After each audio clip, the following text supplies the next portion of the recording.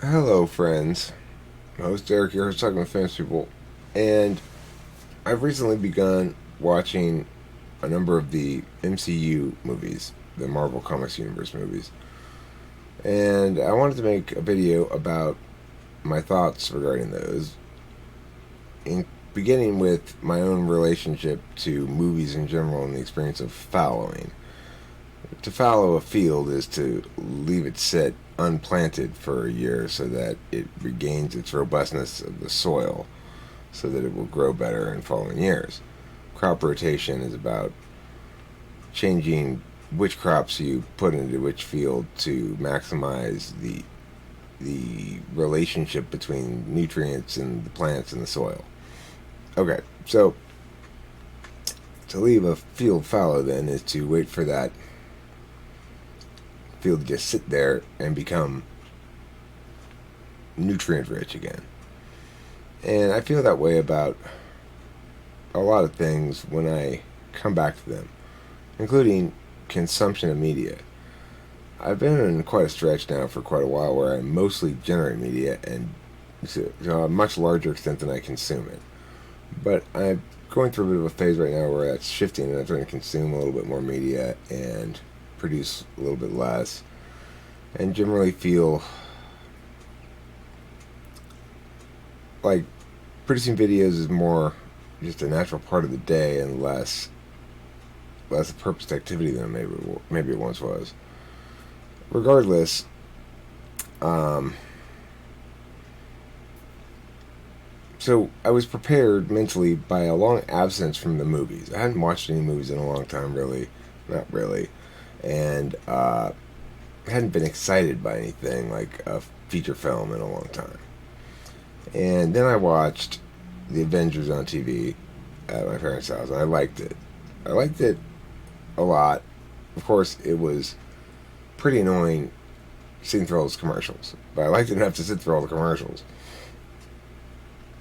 So then when I got home, I looked into how you could rent the movies to watch them, and it's conveniently enough, you can rent all those things on YouTube for like $4 for HD for 72 hours. That's that's perfect. I didn't know you could do that, but you can. And so I rented Infinity War, and I was absolutely blown away by it. When I was watching it, I could have been, I would, I said to myself at the end of it, multiple times through it, this has to be the greatest movie I've ever seen in my life. This is so unbelievably good. It's like perfect, you know? Um, and and then of course I proceeded to watch more of them because and I looked up some lists. What are they ranked as? Whatever. So okay, let me do a little bit of the analysis of the storytelling. Number two, it's not going to take a long time. I just want to say that for the better ones of these movies, the writing is often impeccable. The storytelling involves multiple movies and subtle linkages and stuff that are,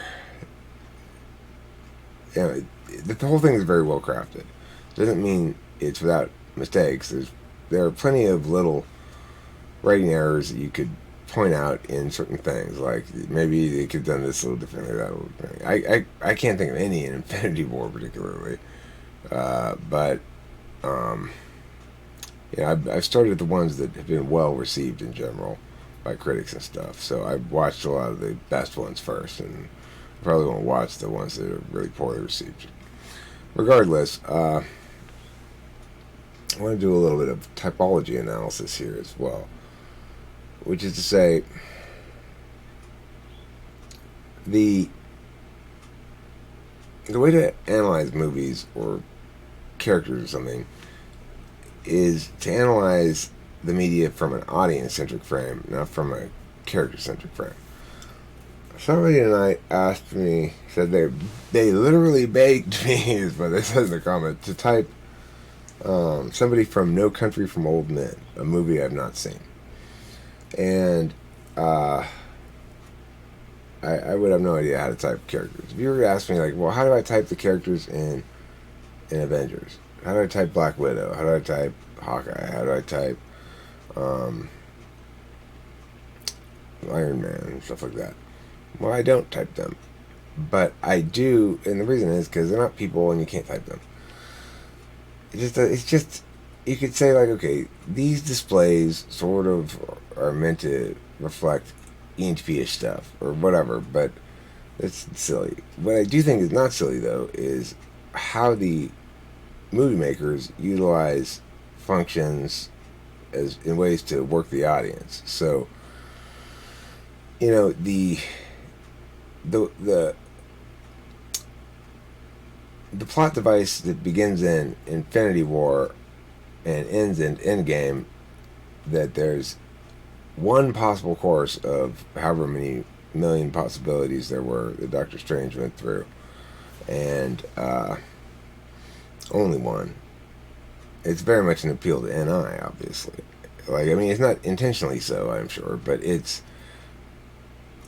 going to appeal to people who resonate with the idea of singular things that work out like that being preferable. Now, obviously, it also adds to the suspense because now it's very unlikely they're going to succeed because there's only one in this many million chances. But that's what it primarily does is emotionally resonate with NI users, and of course, throughout the whole movie or throughout any of those movies, FE is attended to very carefully. Making a piece of art like that, a big feature film, is very much an NIFE endeavor. In fact, in terms of the ideational work, although I'm sure it's mostly a TE endeavor in terms of the actual executions and everything. But if something works on an NIFE level, it's gonna work with most people. You can't really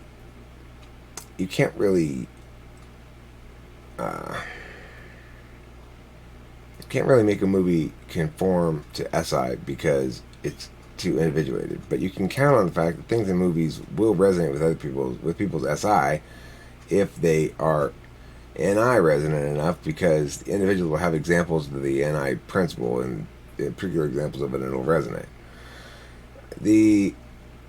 Another notion I had about that movie is the way that the values reflect typological values as expressed by the characters. So it's like they have a mix of principles implicit in there. They're both utilitarian and deontological. The key principle is mostly deontological through most of the movies, which is something like, we don't trade lives, we don't sacrifice one of ours we don't tolerate rights violations that are a trade of concentrated harm to one of our own in exchange for diffuse good for us. That's not okay. So that's a very deontological approach to the values question. But additionally, there's some utilitarian values in there as well, and you can look at the challenge that Black Panther faces in addressing the question of how much Wakanda wants to engage with the rest of the world, knowing that to the extent other people know about them more, they will cease to be able to live in their thriving, peaceful, fully homogenous society. One of the messages there seems to be, unintentionally probably, that homogenous societies are vastly more prosperous. And it's only true in some places. Like, your Scandinavian countries tend to be more homogenous, or used to be before the refugees, and we're more prosperous. Diversity is a good thing, but it doesn't necessarily make for a more stable society or trusting or prosperous. Regardless, I made the connection in my head with Wakanda with Norway. Like Wakanda's like Norway. Well, we have our oil thing, and we've got this thing set up pretty good here, and nope, we're not taking refugees, and we're not taking immigrants, and sorry, we give out too much free stuff here, and we want to make sure we only really trust Norwegians because they won't really take too much advantage of it, and they get it, and we're all on the same team because we're all just Norwegians, and there aren't that many of us, and I get that feel from Wakanda. So it's interesting watching them deal with the utilitarian calculus there of saying, okay, well, how can I engage with the rest of the world in some way that benefits the rest of the world without sacrificing our way of life? There's an interesting quote that they use in that movie, and that movie is very complex and interesting in a lot of different ways. But I'll get to that next in my rankings of the ones that I've watched. In general, I've been impressed with the deftness of the handling of the moral ambiguities implicit in human existence by these movies. I've been impressed across the board with them, the ones that I've watched, and all the ones I've watched so far, I've enjoyed. So, without further ado, I'm going to rank them.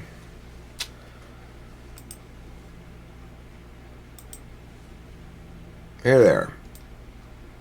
Start to the end, number 6, Winter Soldier. This one gets ranked very highly on the lists. Of these 6 that I've watched, I actually liked it the least. Number 5, Endgame. It's a little bloated. It's not nearly as good as Infinity War. Now, granted, it's probably better than I experienced it as because I was watching it in the theater and I don't like it because I can't smoke. I have to get out, go outside, smoke. That's annoying. I can't pull bong rips and whatever. So, but I still think, the more I think about it, it belongs there. It may even belong after Winter Soldier. But I think this is correct. I think Winter Soldier is not quite as good as Endgame. Endgame does accomplish a lot. It's still a really good movie. But it has too much work to do to be as good as Infinity War. Infinity War has more freedom in what it wants to accomplish, right? Because it doesn't have to finish these narrative strings. It gets to continue them. But Endgame's got a job to do, and that's finish the stories. And it does the job well. It does the job really well, but it's not that enjoyable compared to Infinity War or something like that. Black Panther, excellent movie. I mean, I guess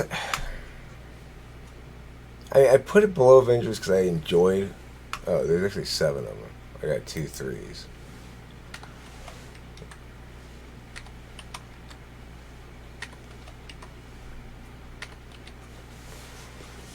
I enjoyed Avengers a little bit more, or at least I'm confident I would enjoy Avengers more if I watched it uninterrupted like I did Black Panther, single uninterrupted high def, then. But I gotta say, objectively, Black Panther is probably a better movie. As far as quality of film goes, I'd put Black Panther at number 3. I'd move Strange and Avengers down.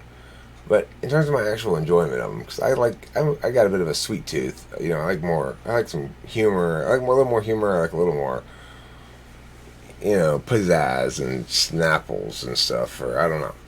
So I put it in terms of where I enjoyed it at 5th. I'm still thinking about it. It leaves me a lot to think about. But it was a little slower. I was a little less captivated. I felt less like a child watching it, than some of the ones above it. Number 4, Avengers. Great. Action-packed, fun. Lots of fun. Number 3, Doctor Strange. Shockingly good. Shockingly good. Surprisingly entertaining. Like, conceptually pretty simple. Not a whole lot of, plot twist really goes on and stuff. Pretty straightforward story. Pretty linear. Kind of an NI story, Doesn't matter. Funny, entertaining as hell, engaging emotionally. I was shocked at how good it was. I didn't expect so much from that one. Number 2, Ragnarok. Thor Ragnarok. This could easily be at number one. Easily. That has got to be. I mean, it's neck and neck. For those are two of the greatest movies I've ever seen in my life. I've seen a lot of movies, and they blow other things out of the water by a large margin. Ragnarok is fucking hilarious, and so brilliantly put together, just delightful from start to finish. It's absolutely delightful. I All praise is due to the makers of Ragnarok. And I gotta put it number one, Infinity War. Kept me on the absolute edge of my seat, mouth agape with delight, from the moment it started till the moment it ended. It was just, I, I, I wanted to look around to when I was watching. Like, is anybody else seeing this? Is this unbelievable? How good this is? So anyway, I just wanted to share my thoughts about the MCU movies. And these are the ones that I've seen so far. My next up on the list, and I bet it's gonna probably bump something up there because I've read so many good things about it. I have high expectations. Is Guardians of the Galaxy. I have a feeling it's gonna be great. I loved the Guardians of the Galaxy when they appeared in Infinity War and Endgame. I liked their roles in those movies a lot. I haven't seen the actual Guardians of the Galaxy one. I hear Guardians of the Galaxy 2 is good as well. So, next on my list are the Guardians of the Galaxy ones, I think. And then we'll see if I continue any further as I get down further into the junkier ones. Thanks for watching. I hope that was entertaining to people. Don't forget to eat plenty of cheese.